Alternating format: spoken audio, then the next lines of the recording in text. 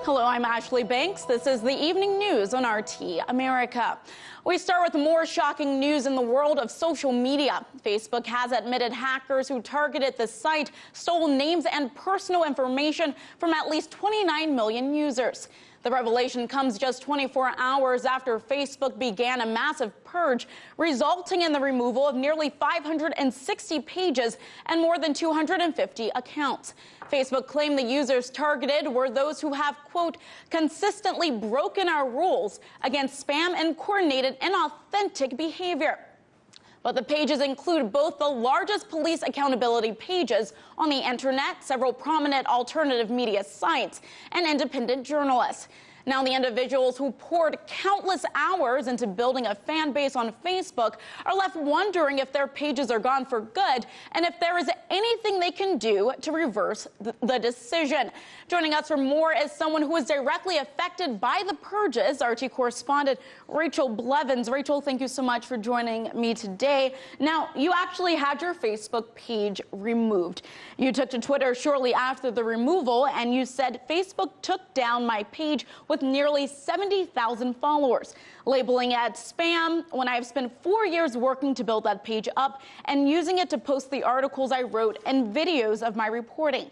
This is so incredibly wrong and is affecting hundreds of similar pages. So what reason did Facebook give you for deactivating your account?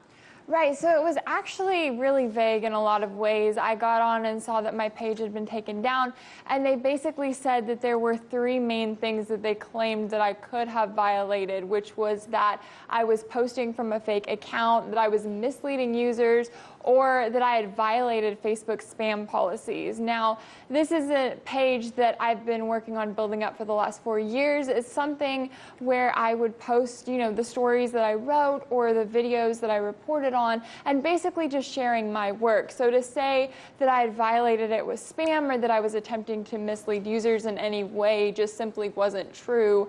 And it's been really strange to see that this is sort of the blanket claim that Facebook has used. Some would argue that since you work for RT America, then maybe that's why your page was taken down. However, there were other groups, like groups that tracked police accountability and the Free Thought Project, which didn't have any ties to Russia. So why do you think their pages were removed as well?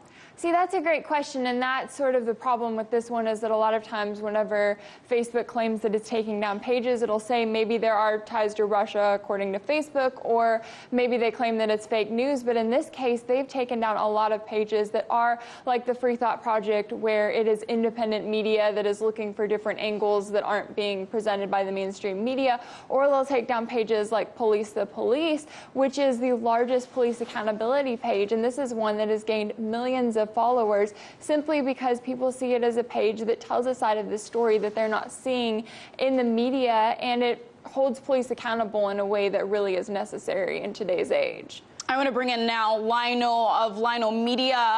Lionel, what are your thoughts on those who say you have no right to Facebook or social media?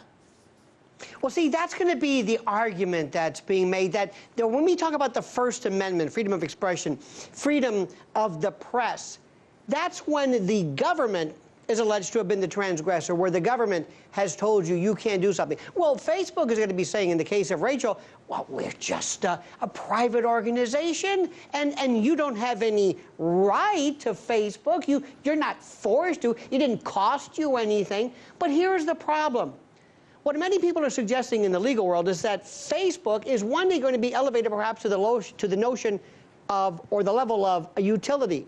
You know, when Rachel puts her business, her words, her speech, her platforms, when she suffers economically, just like somebody who counts on the power company to be working and your freezers melt and you lose food or whatever it is, Facebook is at the level, as is social media, as are social media, where they take on a level that, very frankly, may very well involve First Amendment protections. So that when Rachel devotes time and she justifiably relies on Facebook, she does not in any way knowingly violate any rules. And by the way, as you know, there's always a rule. There's always some violation you allegedly did. one of these days, people, the government including, are going to say, this is different.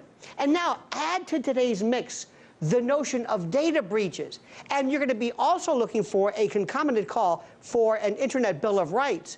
So sad to say, this is not the first case. It won't be the last case. These cases are getting worse, and something has to be done now. Lionel, I want to ask you, obviously we know Rachel's page was removed from Facebook, but what rights does she have as a Facebook user? Well, one of the things she has is, this is very interesting, this is a kind of a voluntary platform. What is Facebook? Did it cost you anything? Did you have to do anything to get involved in it? They're going to claim this is something that is merely a pleasurable social platform with rules and regulations. We have to change the laws.